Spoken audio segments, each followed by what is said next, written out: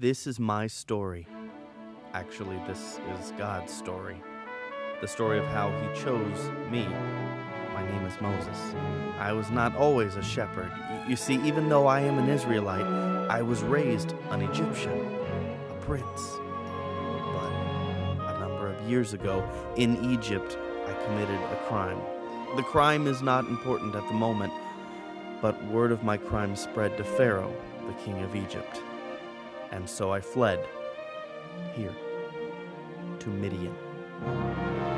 Zipporah, you're here. Yes, for some water. I must take the sheep to Horeb. I know, but the grass will be better there. I will be back tonight. Moses, please, be safe. That is Zipporah, my wife. She is a great joy to me. At that moment, though, I did not realize how changed I'd be when I saw her again. I traveled to Horeb, the mountain on the other side of the valley, and it was there that I saw it. A strange glow reflecting off the rocks. I saw that the sheep were safe, so I risked a closer look to see exactly what this glow was. A bush? On fire out here in the middle of nowhere? This cannot be. Wait, there's something strange about this. There's no smoke. There's no crackling. This bush does not burn up. How can this be? Moses. Who calls me? Moses. Yes. Here I am. Do not come any closer. Take off your sandals, for the place you are standing is holy ground. What? Who are you? I am the God of your father, the God of Abraham, the God of Isaac, and the God of Jacob. That was the moment that changed the rest of my life. Do not fear, Moses. I have seen the misery of my people in Egypt. I have heard them crying out, and I am concerned about their suffering. So I have come down to rescue them from the hand of the Egyptians and to bring them out of that land and into a new land that they will call their own, a land flowing with milk and honey. I am sending you to Pharaoh to bring my people out of Egypt. Me? Why would you send me? Who am I to go and bring the Israelites out of Egypt? I will be with you. I will be with you. These words should have been enough for me. But at that moment, I was certain God had made a mistake. But what if they don't listen to me? What if I go to the Israelites and I say, the God of your fathers has sent me to you, and they ask me, what is the name of this God who has sent you to us? What should I tell them? I am who I am. That is what you tell them. I am has sent me to you. I am. He said that to remind me of his power. He was saying, I am the same God that created the world. I am the God that kept his promise to Abraham and made him a father when he was 100 years old. I am with you. You must tell the leaders of Israel that I, the God of Abraham, Isaac, and Jacob, have seen what has been done to them in Egypt. Tell them I promise to bring them out of their misery in Egypt and into a new land of their own.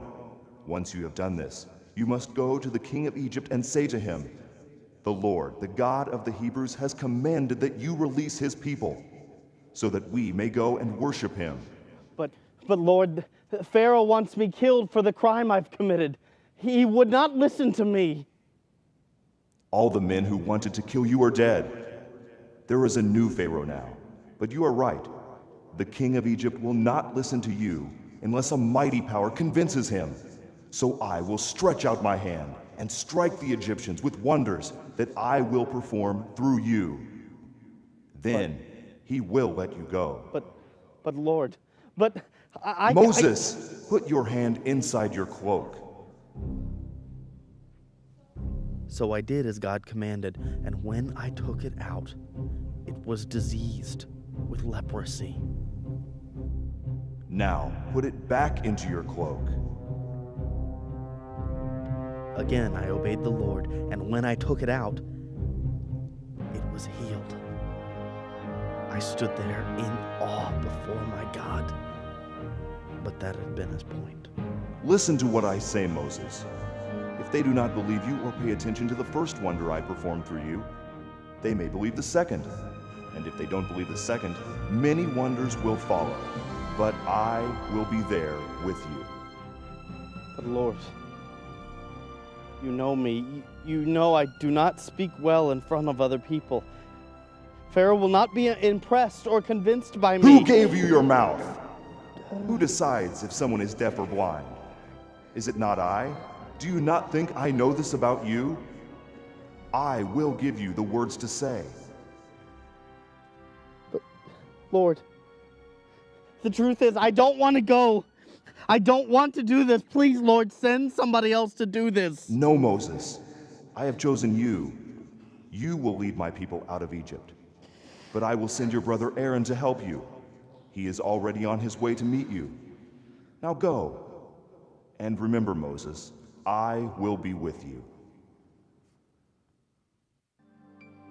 Suddenly I found myself alone.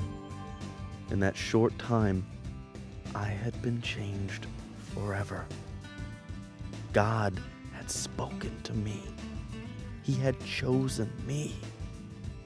And as I stood there, looking at the green leaves on a bush that had moments before been ablaze, I wondered to myself, why me? Certainly I wasn't the best one to do what he was asking.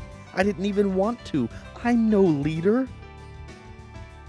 But God was about to do incredible things, and he was asking me to join him.